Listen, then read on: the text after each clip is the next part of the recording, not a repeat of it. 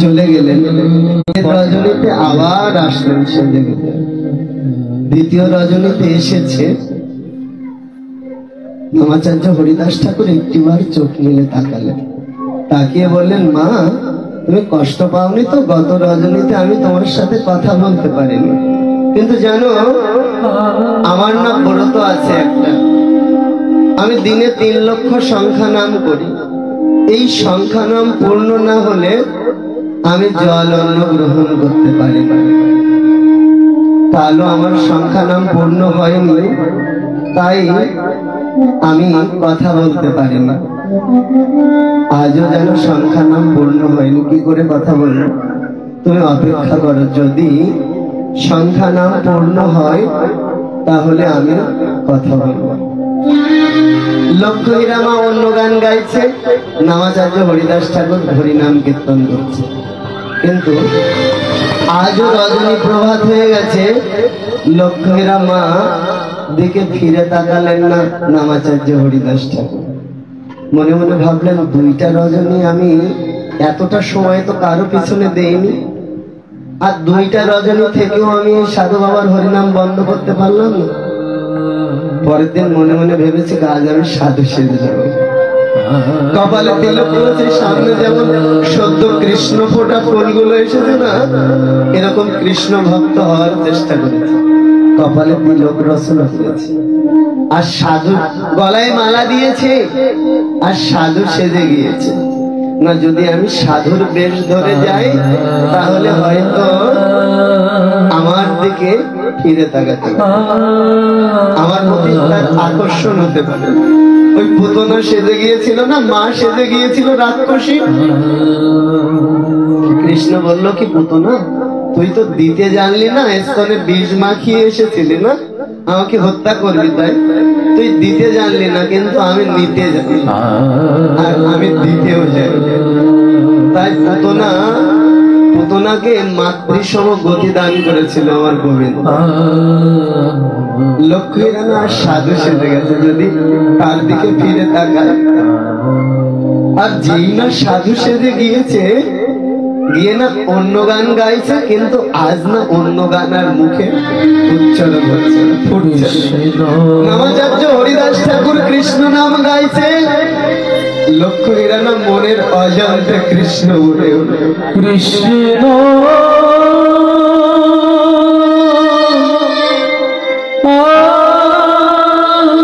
বুঝি।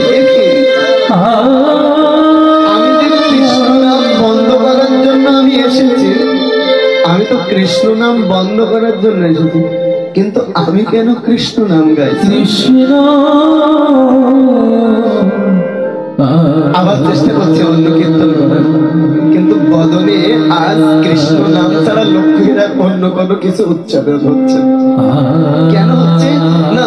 এমন দুর্চরিত্রা পতিতা রমণী, সে কেন এত কৃষ্ণ প্রেম পেল? বললেন, দর্শনে পবিত্র করো, এই তোমার গুণ। এই যে এই বৈষ্ণব গুলো দর্শন করলে, যত দুরাচারী ব্যক্তি হোক না কেন, তার দেহ মন প্রাণ পবিত্র হয়ে যাবে। আর নামাচার্য হরিদাস ঠাকুরের মতো পরম বৈষ্ণবের দর্শন পেয়েছে, আর কি হিংসা থাকতে পারে না? ওই হিংসার আগুনে কৃষ্ণ প্রেমরূপ জল, ওখানে জল ঢেলে দিয়েছে।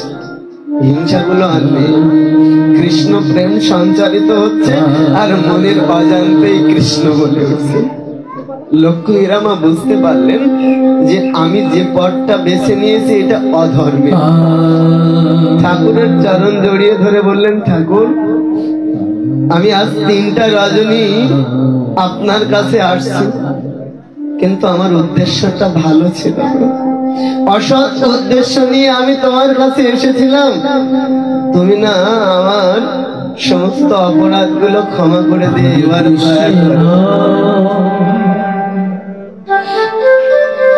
তুমি কৃপা করো।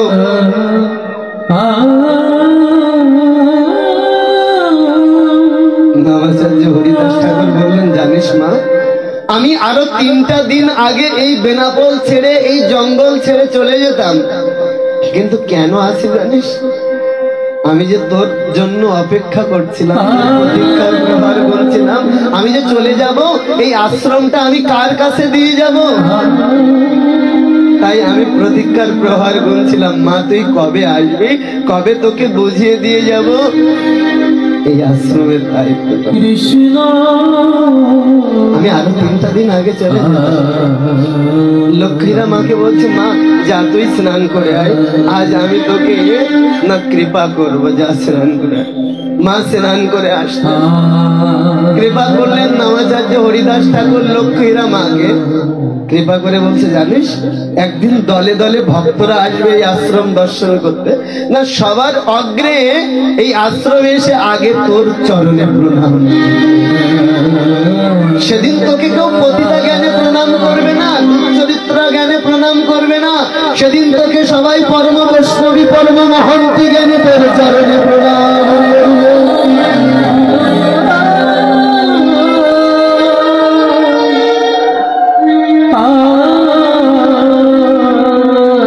বল আজ থেকে আর অন্যায় করবি না তো, অধর্মের পথে যাবি না তো, আজ থেকে নিরন্তর কৃষ্ণ নাম করবি।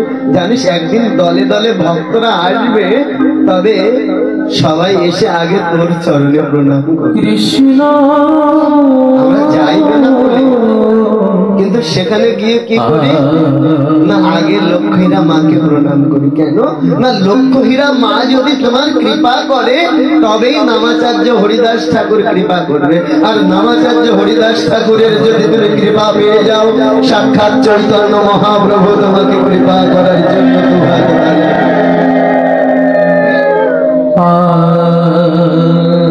এই নামের এত মহিমা, কৃষ্ণ নামের এত মহিমা যে এক নাম করলেই আর কোনো ভজন করা লাগে না। নামাচার্য হরিদাস ঠাকুর যখন ওই বেনাপোলের জঙ্গলে হরিনাম করতেন, একটা বিষধর সর্প মাটির গর্তের মধ্য থেকে মুখ বাড়িয়ে দিয়ে, মুখ বাহির করে দিয়ে ঠাকুরের বদনে কৃষ্ণ নাম শ্রবণ করতেন। মূল ভোকালের ইকোটা কমিয়ে দেবেন। তো বললেন যে সেই সাপটা বিষধর সর্পটা নিরন্তর কৃষ্ণ নাম শ্রবণ করতেন।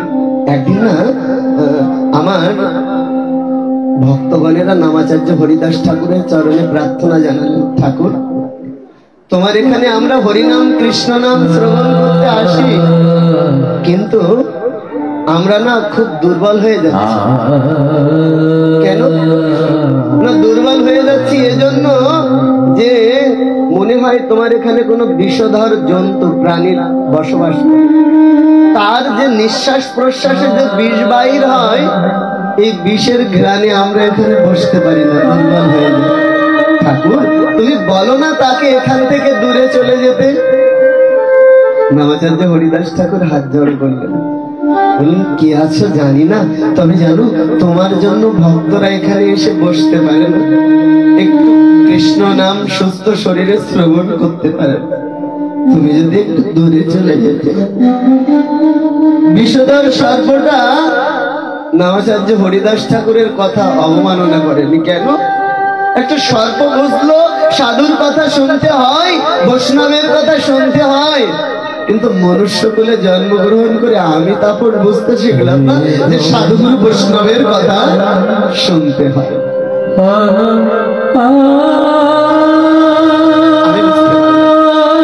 সর্পটি বেরিয়ে এসেছে, 4 বার প্রদক্ষিণ করলেন হরিদাস ঠাকুরকে ঘিরে। লাস্টের বার কি বলে গেলে জানো? কথাটা খুবই গুরুত্বপূর্ণ।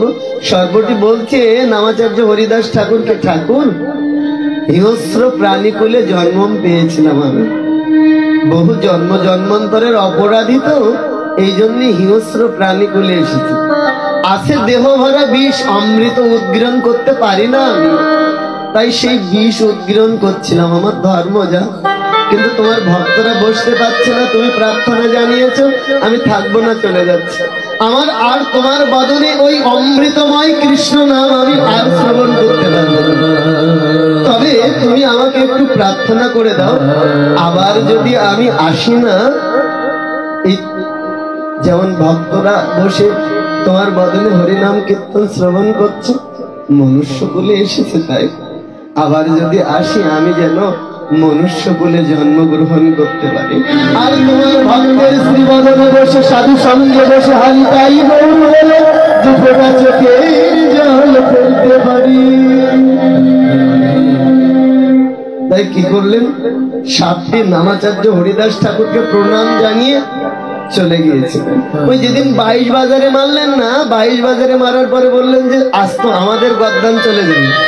বলছে আমি কিছুক্ষণের জন্য সমাধিস্থ হয়ে যাচ্ছি, আমার দেহটা নদীর জলে ভাসিয়ে দিও, কবর দিও না, পুড়িয়ে ছাই করো না। যখন নদীর জল দিয়ে ভাসতে ভাসতে যাচ্ছে কোথায় না, অদ্বৈত প্রভুর কাছে যাচ্ছে। ওই গৌরানো ঠাকুর আজ হরিদাস ঠাকুরকে কৃপা করে নামাচার্য হরিদাস ঠাকুরকে জল থেকে তুলে নিলেন। যে একজন আসছে দেখে মনে হচ্ছে, কিন্তু এত মধুময় কৃষ্ণ নাম উচ্চারণ হচ্ছে তার বদন দিয়ে, কোলে তুলে নিয়ে এলেন। নিয়ে বললেন তোমার সর্বাঙ্গে এগুলো কিসের দাগ? আচ্ছা, নামাচার্য হরিদাস ঠাকুরের যে ব্যথাটা সেটা কিন্তু মহাপ্রভুই হরণ করে নিয়েছিলেন। মহাপ্রভুর পিঠে কিন্তু ওই দাগগুলো, ওই ব্যথা, ওই আঘাতের চিহ্নগুলো ছিল। দেখে বলছে কি তোমার পিঠে সর্বাঙ্গে এগুলো কিসের দাগ, তুমি কে? নামাচার্য হরিদাস ঠাকুর বললেন কি আমার নাম হারেশ, আর আমার পিঠে দাগ বলবেন না, আমি কৃষ্ণ নাম করতাম তাই কৃষ্ণ নামের অলংকার করেছি। দাগ বলে কৃষ্ণ নামের মহিমাকে ছোট করবেন না, আমি কৃষ্ণ নামের অলংকার করেছি। কৃষ্ণ যার মুখে এত মধুময় কৃষ্ণ নাম হয়, যাকে দেখলেই কৃষ্ণ বলতে ইচ্ছে হয়, যাকে দেখলেই কৃষ্ণ ভক্তি হয়, তার নাম তো হারেশ হতে পারে না। আজ থেকে তুমি হরি। অনেক কথা কিন্তু বলার সময় নেই, এবারে চলে যাব সেখানে মহাপ্রভু যখন নবদ্বীপ ছেড়ে লীলাচলে চলে যাচ্ছে। নামাচার্য হরিদাস ঠাকুর এসেছে, এসে পেছন থেকেই প্রার্থনা জানাচ্ছে, লীলা চলে চলিলে তুমি মোর কি গতি, আমার তো লীলা চলে যাওয়ার নাই শক্তি। প্রভু তুমি লীলা চলে চলে যাচ্ছ, একটিবার এই অধম হরিদাসের কথা ভাবলে না? মুই যে অধম না পাবো তোমার দর্শন, কেমনে ধরিব জীবন।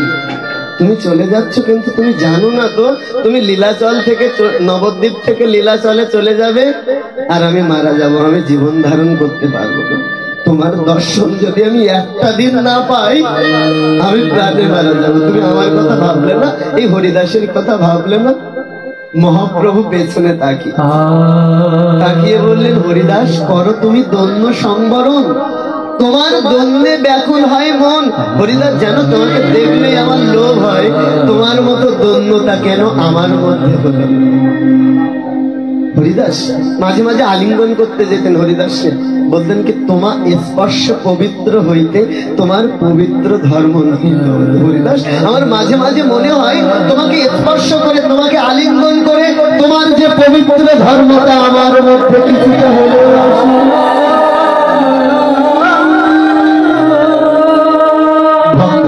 করছে। বলছে তুমি রায়ঙ্গ আর শ্যামঙ্গ মিলিত তনু পূর্ণধর বিগ্রহ, গৌর স্বয়ং গৌর সুন্দরের মধ্যে কি অপবিত্রতা থাকতে পারে? বলছে জানো আমার থেকে না আমার হরিদাস বড় সন্ন্যাস। কেন? বললেন জানো আমি কিছুদিনের জন্য হলেও সংসার করেছিলাম, আমি কিছুদিনের জন্য হলেও ঘর বেঁধেছিলাম। জানো আমার হরিদাস সংসার করেনি, আমার এই হরিদাসের 3 কুলেও কেউ নাই, ঘর বাঁধেনি, সংসার করেনি। আমি যেদিন সন্ন্যাস গ্রহণ করেছিলাম সেদিন একটা নতুন বস্ত্র পরিধান করেছিলাম, কিন্তু আমার হরিদাস কি পরিধান করে জানো? ওই মৃত ব্যক্তির কাপড় যেগুলো, আচ্ছা শ্মশানে যে শবদাহ নিয়ে গেলে মৃত ব্যক্তির কাপড়গুলো বলে না পুড়িয়ে দাও, না হলে বলে না নদীর জলে ভাসিয়ে দাও। বললেন ওই কাপড়গুলো, যেগুলো মৃত ব্যক্তির কাপড়, যেগুলো গঙ্গা জলে ভাসিয়ে দিত, সেই কাপড়গুলো হরিদাস তুলতেন, তুলে বলতেন কি এই কাপড়ে কারো লোভ নাই, এই কাপড়ে কেউ পরার ইচ্ছা করে না পরিধান করার, এটাই আমার জন্য উপযুক্ত, এটাই আমার জন্য গ্রহণযোগ্য। হরিদাস সেই কাপড়গুলো নদীর জল থেকে ধুয়ে পরিষ্কার করে নিজে পরিধান করতেন। মহাপ্রভু বললেন তাহলে বলো আমার হরিদাস আমার থেকে বড় সন্ন্যাসী নয়, আমার থেকে বড় ত্যাগী নয়? ভক্তবৃন্দ কথা বলতে পারলেন না, মাথা নিচু করে রাখলেন। তাই তো, এভাবে তো আমরা কখনো ভাবিনি। মহাপ্রভু লীলা চলে গেছে, গিয়ে না ওখানে গিয়ে ভাবছে আমার হরিদাস থাকবে না নবদ্বীপে, আমার হরিদাস খুব তাড়াতাড়ি লীলা চলে আসবে আমি জানি, কিন্তু হরিদাস এসে এখানে এসে থাকবে কোথায়?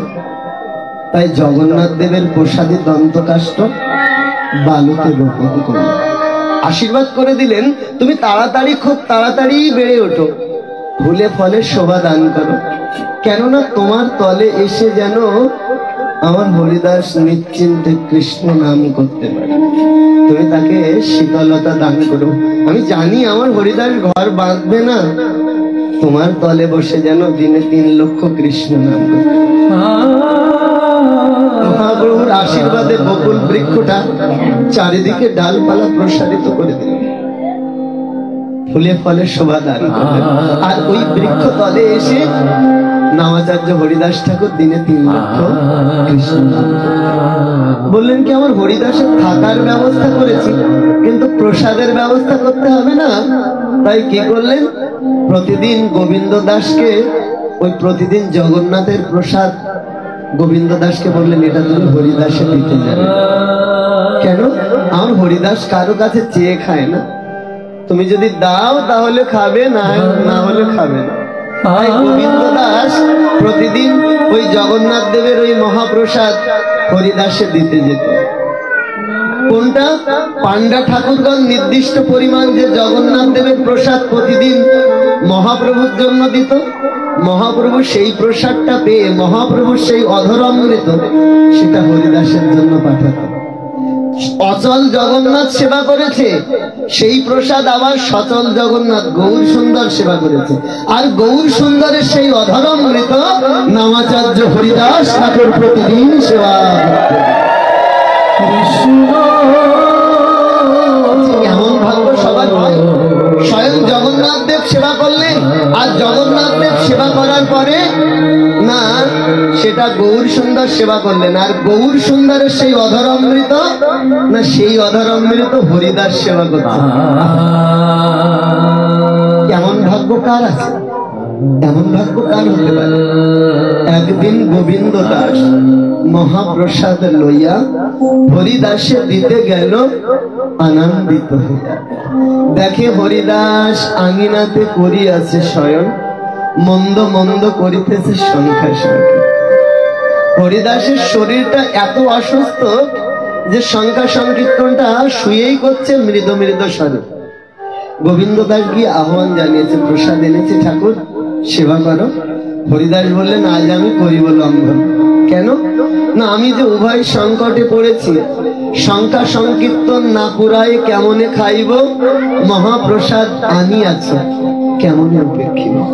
আমি যদি এখনই প্রসাদ গ্রহণ করি তাহলে আমি যে সংখ্যা নাম কীর্তন করতাম সেই ব্রতটা আজ ভেঙে যাবে। আবার যদি মহাপ্রসাদ এনেছো না নিয়ে যদি ফিরিয়ে দিই, প্রসাদ অবমাননার দায়ে আমার অপরাধী হতে হবে। আমার উভয় দিকে বিপদ, বলো আমি কি করি? গোবিন্দ দাস প্রসাদের থালিটা দাও। প্রসাদের থালি থেকে 1 রঞ্চ প্রসাদ উঠিয়ে নিয়ে হরিদাস ঠাকুর প্রসাদের থালিটা ফিরিয়ে দিলেন, 1 রঞ্চ প্রসাদ বদলে দিলেন, দিয়ে বললেন এতে আমার উভয় কুল রক্ষা হবে, ব্রত ভাঙবে না, আবার প্রসাদের মর্যাদা হানি করা হবে না। প্রসাদ ফিরিয়ে নিয়ে গেছেন, নিয়ে বলছে কি মহাপ্রভুর কাছে গিয়ে বলছে, প্রভু দেখো তোমার হরিদাসের অবস্থা না ভালো নয়। কি বললেন? তোমার হরিদাস? আচ্ছা আপনাদের বলে, কই আমার তো বলে না মহাপ্রভুর কাছে গিয়ে যে তোমার তাপস। তাহলে হরিদাসের কথা কেন বলছে?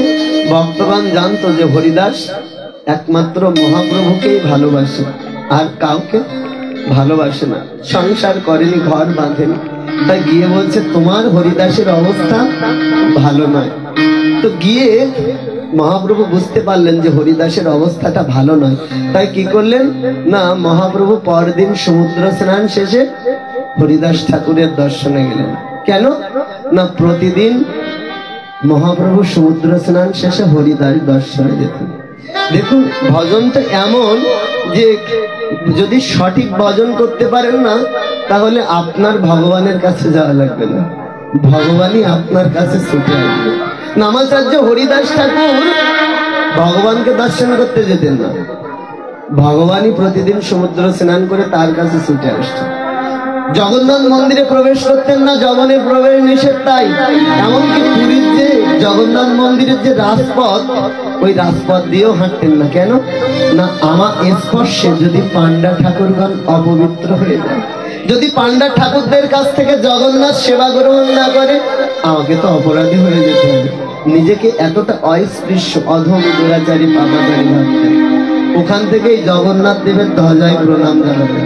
বছরে একটিবার জগন্নাথ দেব যখন বাহির হতেন, রথযাত্রায় যখন টেনে নিয়ে যেতেন, জগন্নাথ বাহির হয়েছে, বেরিয়ে আগে দেখছে হরিদাস কাহা।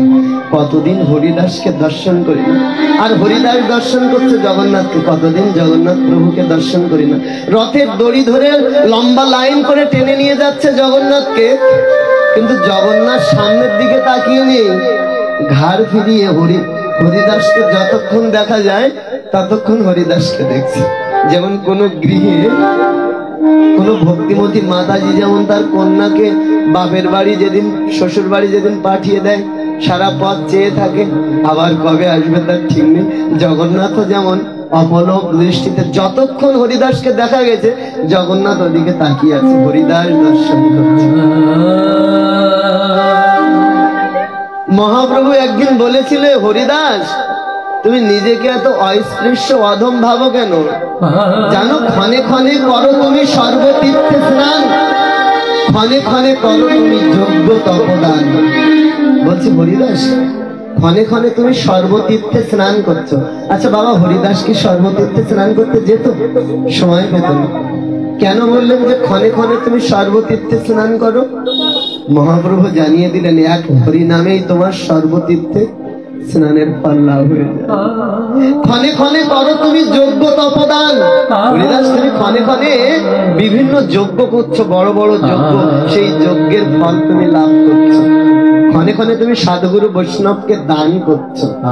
ক্ষণে ক্ষণে তুমি তপস্যা করছো, তপস্যা করলে যে ফল লাভ হয় সেই ফল লাভ করছো। কেন? মহাপ্রভু জানালেন যে এক হরিনাম করলে তোমার সর্বতীর্থ স্নানের ফল লাভ হয়। এক হরিনাম করলে তোমার 1000 বছর তপস্যা করলে যে ফল লাভ হয়, এক হরিনামের বিনিময়ে তুমি সেই ফল লাভ করছো। এক হরিনাম করলে তুমি সাধুগুরু বৈষ্ণবকে দান করলে যে ফল লাভ হয়, এক হরিনামের বিনিময়ে তুমি সর্বযজ্ঞ সর্বদানের ফল লাভ করছো।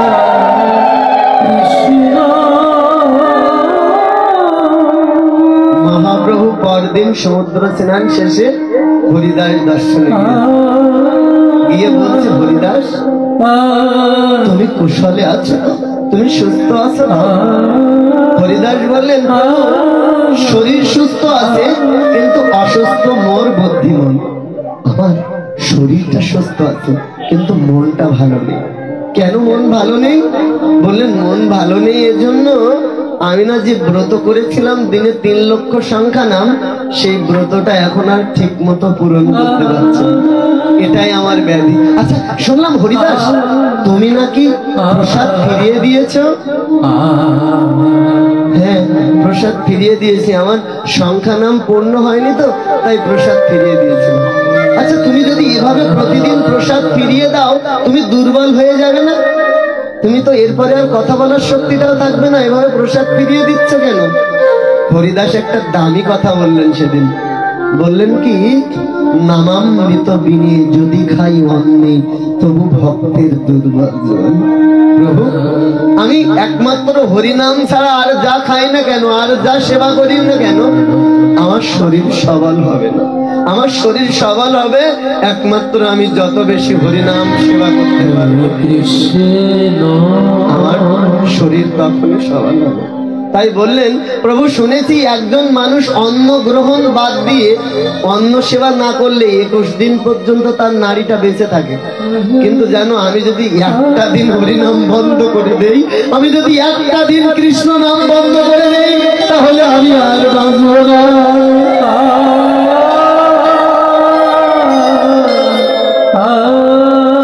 তাই বলছি, নামামৃত বিনে যদি খাই অন্নে তবু ভক্তের দুর্বল জীবন।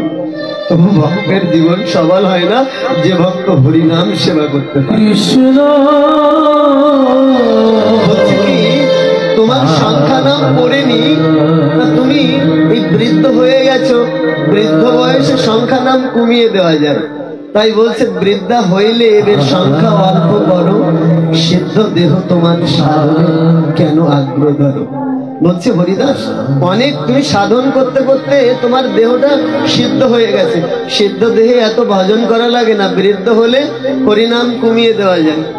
জানালেন মহাপ্রভু আমাদের মতো বয়সে হরিনাম কমানোর কোনো সুযোগ নেই, কিন্তু বৃদ্ধ হয়ে গেলে আস্তে আস্তে বাবাদের মতো যখন হয়ে যাবে তখন সংখ্যা নাম একটু হলেও কমানো যাবে, কিন্তু এখন কমানোর কোনো লাইন নেই। তাই বলছে যে তুমি বৃদ্ধ হয়ে গেছো, এখন সংখ্যা নাম কমিয়ে দাও। আজ নামাচার্য হরিদাস ঠাকুর না মহাপ্রভুর মুখের দিকে তাকিয়ে আছে ফেল ফেল করে, যেন কিছুই জানেন না, অবুঝ শিশুর ন্যায় তাকিয়ে আছেন। মহাপ্রভু বলছে হরিদাস তুমি কিছু বলছো না, তোমাকে দেখে মনে হচ্ছে তোমার মনটা কিছু বলতে চাইছে, তুমি কিছু বলবে আমাকে? হরিদাস বলছে হ্যাঁ বলবো, তবে ভয় পাচ্ছি। আমি যা চাইবো তুমি যদি না দাও, তুমি যদি ফিরিয়ে দাও আমাকে। মহাপ্রভুর চোখে যাও। হরিদাস জীবনে কোনোদিন তুমি কিছু চাওনি আমার কাছে, যতবার কিছু না কিছু দিতে গেছি তুমি ফিরিয়ে দিয়েছো। জানো ঋণগ্রস্ত ব্যক্তির সম্মুখে যদি পাওনাদার আসে, ঋণগ্রস্ত ব্যক্তি পাওনাদারের মুখের দিকে তাকিয়ে কথা বলতে পারে, তোমার কাছে যে আমি জন্ম জন্মান্তরে ঋণী হয়ে আছি, আমি তোমার মুখের দিকে তোমার চোখে চোখ রেখে আমি ভগবান আমি কথা বলতে পারি না। কেন জানো? তুমি দিনে 3 লক্ষ কৃষ্ণ নাম করে আমাকে এতটা সুখ দিচ্ছ, তোমার কাছে আমি ঋণী হয়ে আছি, বিনিময়ে তোমাকে কিছু আমি দিতে পারি না। বলো হরিদাস তুমি কি চাও এমন বলছো কেন? তোমার মতো ভক্তকে তো অদেয় কিছু থাকতে পারে না। বলো তুমি জীবনে কখনো কিছু চাওনি কারো কাছে? বলো তুমি কি চাও? নামাচার্য হরিদাস ঠাকুর বললেন এক বাঞ্ছা হয় না, বহুদিন হইতে লীলা সংবরিবে তুমি লয় মোর চিত্তে। আমার মনটা না ভালো লাগছে না, আমার মনটা সাড়া দিচ্ছে যে তুমি প্রকট লীলায় আর থাকবে না বেশি দিন, তুমি অপ্রকটে চলে যাবে। আহা হরিদাস কি করে বুঝতে পারলো? মহাপ্রভু জীবে কামড় দেওয়া ভাব।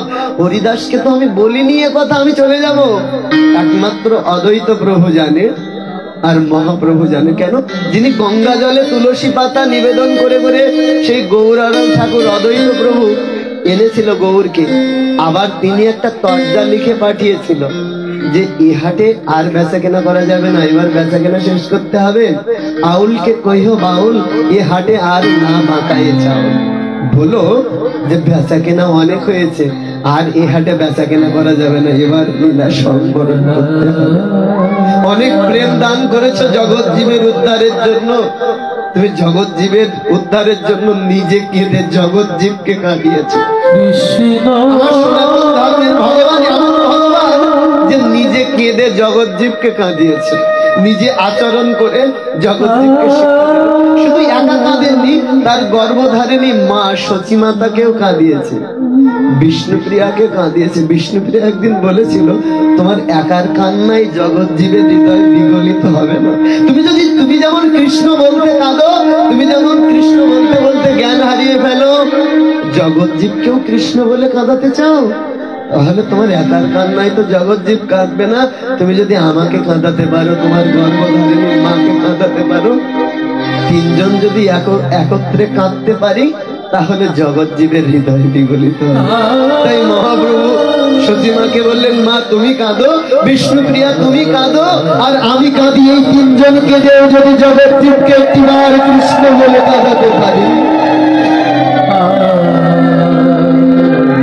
একটিবার কৃষ্ণ বলে আমার সেই ভগবানকে বলেছে যে আর প্রেম দিতে হবে না, অনেক প্রেম বিতরণ করেছে। সেই রাধার প্রেম ব্রহ্মারও যেটা দুর্লভ, সেই প্রেমটা তুমি জগৎ জীবের দ্বারে দ্বারে বিতরণ করেছো। আর না, এবার বিদায় নিতে হবে। তাই কি করলেন? এটা হরিদাস বুঝতে পেরেছে যে আর থাকবেন না উনি। তাই বলছে যে আমার মনে বহুদিন ধরে সাড়া দিচ্ছে, এক বাঞ্ছা হয় মোর বহুদিন হইতে, লীলা সংবরিবে তুমি লয় মোর চিত্তে। সেই লীলা প্রভু মোরে কভু না দেখাইবা, আপনার আগে মোর শরীর কাড়িবা। আপনি থাকতে থাকতে আপনি আমাকে বিদায় দিয়ে দিন না। কেন না, আপনি যেদিন চলে যাবেন সেদিন আমি আপনার চলে যাওয়াটা আমি সহ করতে পারবো না। কেননা আপনি যেদিন চলে যাবেন ছেড়ে যাবে সেই রথগ্রে নিত্য কীর্তন, দেউলিয়া হবে জগন্নাথ দেবের দোল উৎসব, চারিদিকে আকাশ বাতাসে হাহাকার করবে। আমি এই কষ্ট আমি মেনে নিতে পারবো না, আমি সহ করতে পারবো না। দেখেন না, জগতে যারা যাকে ভালোবাসে বলে কি আমি যেন তোমার আগে যেতে পারি। হরিদাস দেখলেন যে আমার সমস্ত ভালোবাসা তো মহাপ্রভুকে নিয়ে, তাই বললেন প্রভু তুমি থাকতে থাকতে আমাকে বিদায় দিয়ে দাও। তুমি আমার আগে যদি চলে যাও আমি সেই কষ্টটা মেনে নিতে পারবো না, সেই ব্যথাটা সহ করতে পারবো না, তাই তুমি থাকতে থাকতে আমাকে বিদায় দিয়ে দাও। মহাপ্রভু বললেন হরিদাস তুমি যদি চলে যাবে আমি কার সাথে খেলা করবো? বললেন কেন, তোমার লীলার সহায়ক কোটি ভক্ত হয়, আমার হেন এক কীট গেলা পৃথিবীর কাহাহানি হয়। বলছি যে আমার মতো একজন পিপীলিকা যদি চলে যায়, আপনার কোটি কোটি ভক্ত আছে আপনার লীলার সহায়তা করার জন্য, আমি চলে গেলে আপনার কিছু হবে না। বলছে যে তোমার যে ইচ্ছা আমি জগন্নাথে নিবেদন করব, জগন্নাথ কৃপাময়, জগন্নাথ তোমার ইচ্ছা পূর্ণ করবে। নিজে পূরণ করবে বললেন না, জগন্নাথ নিবেদন করবে, জগন্নাথ কৃপাময়, তিনি কৃপা করবেন। বলছে আমার চাওয়া তো এখনো শেষ হয়নি, আমার চাওয়াটা কি শুনবে না প্রভু?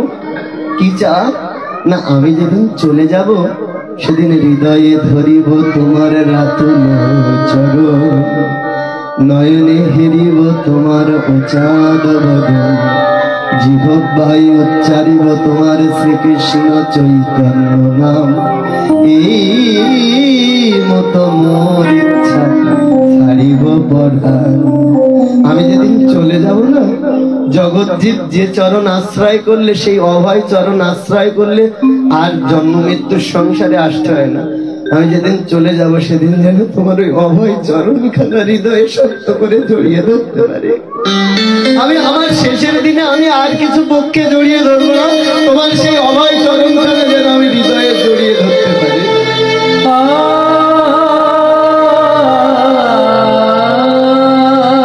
আর কি না, আমার এই নয়ন দুইখানা দিয়ে সেদিন যেন পৃথিবীর আর কোন সৌন্দর্য যেন এই নয়ন দুইখানা দেখতে না চায়, আমার নয়ন দিয়ে যেন তোমার চাঁদ বদনখানা আমি ওই দিন দর্শন করতে পারি। আমি যেন তোমার চাঁদ বদনখানা দর্শন করতে পারি আমি ওদিন, আর কিছু যেন আমার না দেখতে হয়। আর কি, আমার জিহ্বায় যেন সেদিন অন্য কোনো নাম না আসে, আমার জিহ্বা দিয়ে যেন সেদিন শ্রীকৃষ্ণ চৈতন্য শব্দটা বারবার আমি উচ্চারণ করতে পারি। আপনারা প্রশ্ন করতে পারেন সারা জীবন কৃষ্ণ নাম করলো, লাস্টের দিনে শ্রীকৃষ্ণ চৈতন্য বলবেন কেন?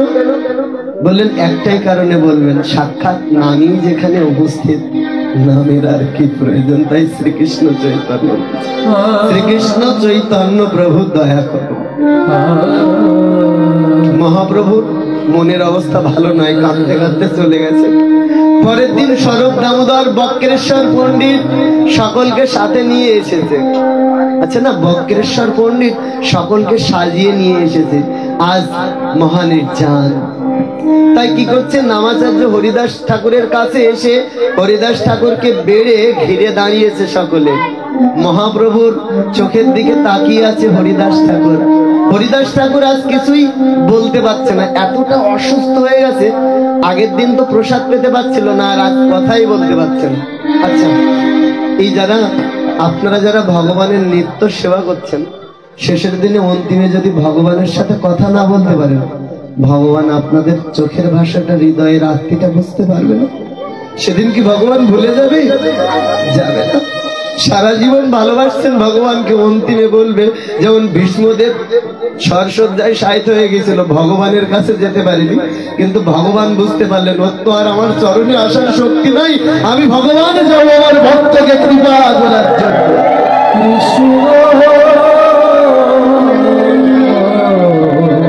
তাই হরিদাস আজ কথা বলতে পারছে না, কিন্তু কথা হচ্ছে কিভাবে না, চোখে চোখে কথা হচ্ছে।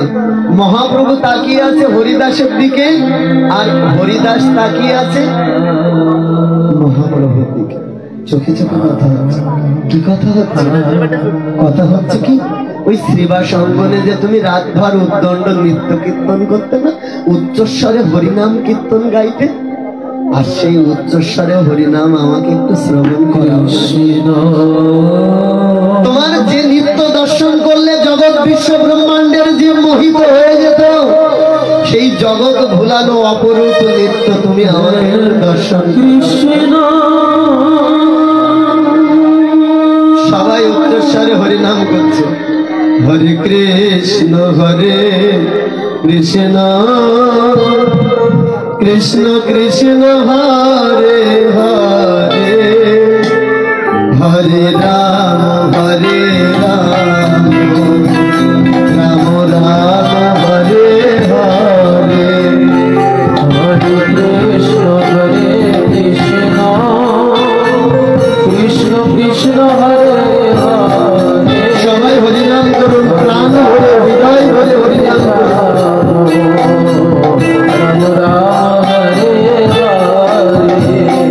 হরে কৃষ্ণ কৃষ্ণ কৃষ্ণ কৃষ্ণ হরে হরে, হরে রাম রাম রাম হরে হরে, হরে কৃষ্ণ কৃষ্ণ কৃষ্ণ কৃষ্ণ হরে হরে, হরে রাম হরে হরে। সকল ভক্তগণ এভাবে উচ্চস্বরে হরিনাম কীর্তন করছে, সবাই উদ্দণ্ড নৃত্য করছে। হরিদাস দেখলো এর থেকে ভালো সময় আর হতে পারে। মহাপ্রভুর সেই অভয় চরণখানা হৃদয়ে শক্ত করে জড়িয়ে ধরলেন, আর নয়ন দিয়ে চাতক পাখির ন্যায় মহাপ্রভুর চাঁদ বদনখানা দর্শন করছে। চোখের পলক পড়ছে না, চোখের পলককে বলছে, পলক তুমি ক্ষণকাল থেমে যাও, আর যদি গৌর বদন দেখার সৌভাগ্য আর হবে না, আমি শেষবারের মতো দেখে নিই। আর জিহ্বা দিয়ে শ্রীকৃষ্ণ চৈতন্য বলছে। শ্রীকৃষ্ণ চৈতন্য শব্দ বলে বারবার, প্রভু মুখ মাধুরী পেয়ে নেত্রে জলধার। শ্রীকৃষ্ণ চৈতন্য শব্দ বারবার বলছে, প্রভু মুখ মাধুরী পেয়ে নেত্রে জলধার। নয়ন দিয়ে নেত্র দিয়ে জলধারা বইছে, হরিদাসেরা বইছে, মহাপ্রভুরও বলছে। নাম শ্রীকৃষ্ণ চৈতন্য শব্দ বলতে বলতেই নামাচার্য হরিদাস ঠাকুর নামের মধ্য দিয়ে প্রাণ উৎক্রমণ করলেন। সবাই বলছে, আহা, এ যেন হরিদাসের চলে যাওয়া দেখছি না। পিতামহ ভীষ্মদেব যেমন ভগবানকে কাছে বেঁধে আদায় করে নিয়েছিল, এ যেন ভীষ্মের নির্যান স্মরণ হয়ে যাচ্ছে। আর যেই না হরিদাস ঠাকুর চলে গেলেন, স্বর্গ থেকে সব পুষ্প বৃষ্টি করতে লাগলেন, সবাই জয় জয় ধ্বনি করতে লাগলেন। না, যেই চলে গেছে, মহাপ্রভু হরিদাসের সেই নিথর দেহটা কোলে উঠিয়ে নিয়েছে, নিয়ে নিত্যনে নিত্যনে চুম্বনে চুম্বনে নৃত্য করছে, জড়িয়ে ধরছে, কখনো বা চুম্বন করছে। আর বলছে কি, হরিদাস আমি সারা জীবন তোমাকে আলিঙ্গন করতে গেছি, তুমি আমাকে সরিয়ে দিয়েছ। তুমি বলেছো আমি অস্পৃশ্য, আমি অধম, আমি দুরাচারী, আমাকে ছুঁয়ো না। কই, আজ তো তুমি আমাকে নিষেধ করছো না, আজ তো বাধা দিচ্ছ না। মহাপ্রভু বারবার হরিদাসের মুখমণ্ডলে, কপালে, অঙ্গে চুম্বন করছে, আর বলছে যেন হরিদাস শুধু আজ তোমার একা ইচ্ছা পূরণের দিন নয়, হরিদাস আজ আমারও ইচ্ছা পূরণের দিন। আমার বহুদিনের বাসনা ছিল তোমাকে কোলে করবো, তোমাকে আলিঙ্গন করবো, তোমাকে চুম্বন করবো।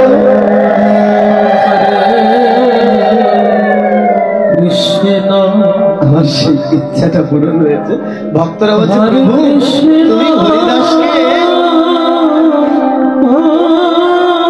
তুমি হরিদাসকে নামাবে না কোল থেকে? হরিদাসের এখনো অনেক কাজ বাকি না, অন্ত্যেষ্টি ক্রিয়া করতে হবে না।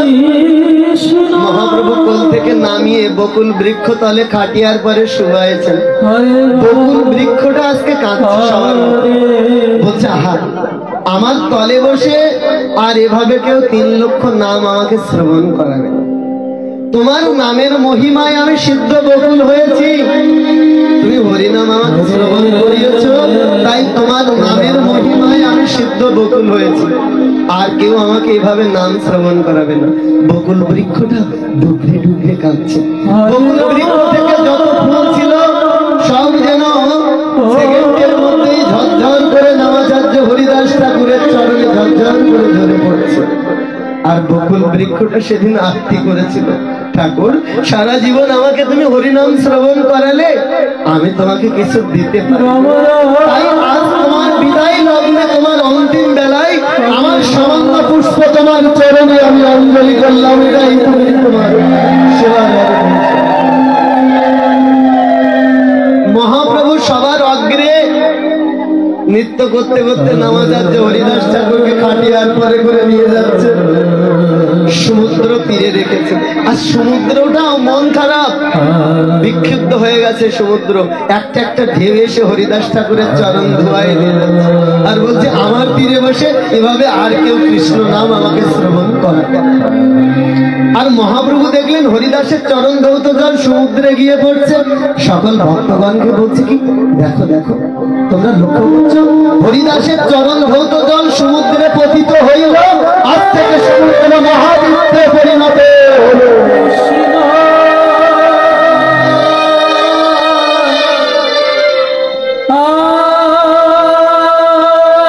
ভক্তদেরকে ডেকে ডেকে দেখালেন,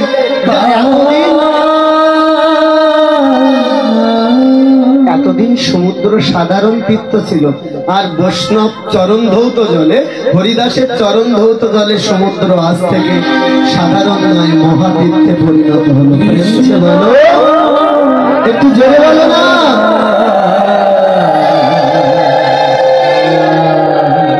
কি করছে না, হরিদাসকে খাটিয়ার পরে সমুদ্র তীরে রেখে না, তারপর হরিদাসকে স্নান করালেন।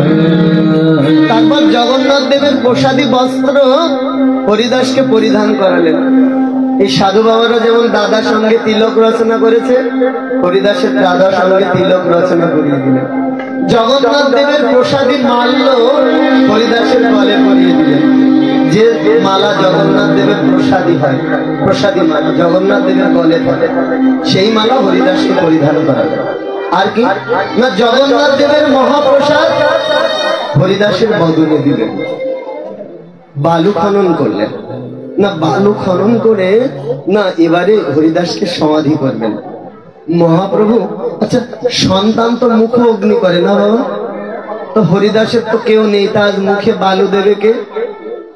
ভগবান বললেন, দেখে যাও, যার কেউ না থাকে সে যদি হৃদয়ের শুদ্ধ ভক্তি আর ভালোবাসা দিয়ে তার সর্বস্ব আমার চরণে অর্পণ করে হরিদাসের মতো, তাহলে আমি অন্তিমে, আমি ভগবান, তার কেউ না থাকলেও তার অন্ত্যেষ্টি ক্রিয়াটা আমি করি। মহাপ্রভু বালু তুলে নিয়েছে, বালুটা উত্তপ্ত, সেই উত্তপ্ত বালু হরিদাসের বদনে দিতে যাবেন, গিয়ে না হাতখানা আমার সরিয়ে নিয়ে আসছে। কি বলছে, এত উত্তপ্ত বালু, আর যে মুখে দিনে 3 লক্ষ কৃষ্ণ নাম করে আমাকে এত সুখ দিত, সেই মুখে আমার বালু ছাড়া আজ কিছু দিতে পারছি না।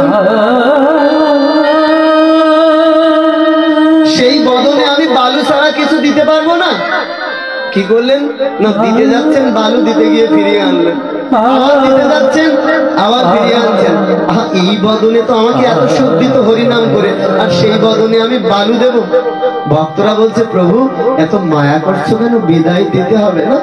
মহাপ্রভুর চোখের জলগুলো উত্তপ্ত বালুতে গিয়ে টপ টপ করে পড়ছে, আর মহাপ্রভুর চোখের জলে সেই উত্তপ্ত বালুগুলো শীতল হয়ে যাচ্ছে। উত্তপ্ত বালু, বালুকণাগুলো মহাপ্রভুর চোখের জলে, বালুকণাগুলো সব শীতল হয়ে গেছে। ভক্তরা বললেন, আর মায়া করে না, আর মায়া করতে হবে না, এবার বিদায়। বালুকণাগুলো হরিদাসের বদনে দিলেন, সমাধি করলেন।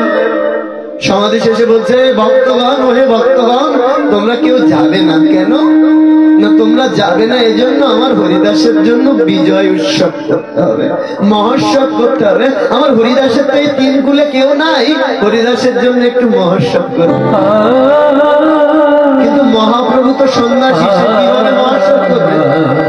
তো মহাপ্রভু করেছে কি, তার এই অজানুলম্বিত বাহু, মহাপ্রভুর বাহু সাধারণ মানুষের মতো নয়, খুব বড় বড়, হাঁটু ছাপিয়ে পড়ে যেত। তো বলতে কি, সেই অজানুলম্বিত বাহুদয় বাড়িয়ে দিয়েছে পুরীর পয়সারি মানের কাছে, দিয়ে বলছে হরিদাসের মহোৎসবের তরে আঁচল পাতিয়া ভিক্ষা সভাকার। আমার হরিদাসের জন্য আমি মহোৎসব করব, যেন আমার হরিদাসের তিন কুলে কেউ নাই, স্ত্রী পুত্র নাই, আমার হরিদাসের মহোৎসব আমাকেই করতে হবে। আমার হরিদাসের মহোৎসবের জন্য তোমরা ভিক্ষা দাও। আর যেই না হরিদাসের মহোৎসবের জন্য ভিক্ষা চেয়েছে মহাপ্রভু, দোকানদার বলছে এমন ভিখারি তো কোনোদিন দেখিনি, জগতে অনেক ভিখারি আছে, ওই এমন ভিখারি তো কখনো দেখিনি। আপনারা লক্ষ্য করছেন, গৃহকর্তা মাথায় করে, গৃহকর্তা মাথায় নিয়ে দাঁড়িয়েছে সেই নির্জন পাত্র। আপনারা প্রার্থনা করবেন তার পিতামাতা যেন সেই ভগবানের রাতুল চরণে যেতে পারে, এই জন্য আপনারা বৈষ্ণবগণ আপনারা প্রার্থনা করে দিবেন। আর এই নির্জন পাত্রটা যেন রাধা মাধবের সেবায় লাগে, আপনারা সকলে প্রার্থনা করবেন। জয় জয় শ্রী গুরু নিতাই।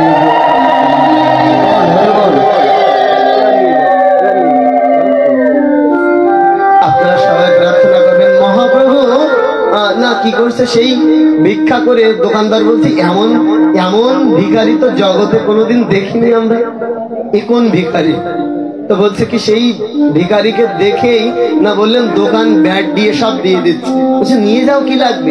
ভক্তগণ বলছে না না, সব দিতে হবে না, কেউ চাল দাও, কেউ ডাল দাও, কেউ সবজি দাও, দোকানে সব দিতে হবে না। ভিক্ষা করলেন, সেই ভিক্ষা দ্রব্য না মহাপ্রভু নিয়ে এসে রন্ধন করলেন, আর রন্ধনকৃত সেই অন্ন সবজি মহাপ্রভু আজ নিজ হাতে পরিবেশন করছেন। ভক্তরা বললেন কি, প্রভু তুমি সেবা না পেলে কেউ তো সেবা পাবে না, আর এক একজনের পাতায় 5-5 জনের প্রসাদ দিচ্ছে মহাপ্রভু। ভক্তরা ধরে মহাপ্রভুকে বসিয়ে দিয়েছে।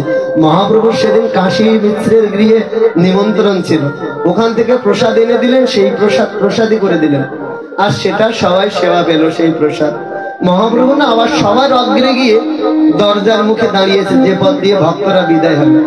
ওখানে না একটা চন্দনের বাটা আর ফুলের মালা নিয়ে দাঁড়িয়েছে, ভক্তদের চন্দনে চর্চিত করছে আর ফুলের মালা দিয়ে মালা পরিয়ে বরণ করে নিচ্ছে, আর বলছে তোমাদের ভালো বসার জায়গা দিতে পারিনি, তোমাদের ভালো প্রসাদের ব্যবস্থা করতে পারিনি, অনেক কষ্ট পেয়েছে হরিদাসের বিজয় উৎসবে এসে। শোনো শোনো, মহাপ্রভু আজ বাবা বেশে বর প্রদান করছে, শোনো শোনো, তোমাদের এই কষ্ট বিফলে যাবে না। তোমরা যেদিন অন্তিমে এই জড় জগৎ থেকে তোমরা যেদিন বিদায় নেবে, সেদিন না যে করিল হরিদাসের বিজয় উৎসবে শ্রবণ, যে করিল কীর্তন, যে করিল নৃত্যন, যে করিল বন্দন, অচিরেই তারা পাবে গোবিন্দ চরণ।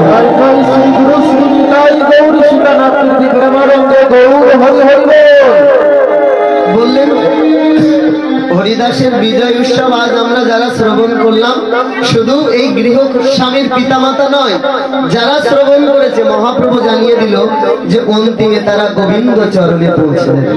আজ আর নয়, এই সামান্য সময়, সামান্য না অনেক সময় নিয়ে ফেলেছে, আমাকে ক্ষমা করবেন আপনারা। আপনাদের চরণে আঘাত দিয়ে কষ্ট দিয়ে কথা বলে থাকলে আপনারা ক্ষমা করবেন, আপনাদের সন্তান জ্ঞানে আমাকে ক্ষমা করে দেবেন। নম বাঞ্ছা কল্পতরুশ্চ কৃপা সিন্ধুভ্যেব চ পতিতানাং পাবনেভ্যো বৈষ্ণবেভ্যো নমো নমো। আমি এখানে জীবন লিখছি। জয় জয় রাধে কৃষ্ণ গোবিন্দ গোপাল রাধে রাধে, জয় জয় রাধে কৃষ্ণ গোবিন্দ গোপাল রাধে রাধে। সবাই আমরা একত্রে কীর্তন করবো। জয় জয় রাধে কৃষ্ণ গোবিন্দ গোপাল রাধে রাধে, জয় জয় রাধে কৃষ্ণ গোবিন্দ গোপাল রাধে রাধে, গোবিন্দ রাধে রাধে, গোবিন্দ রাধে রাধে।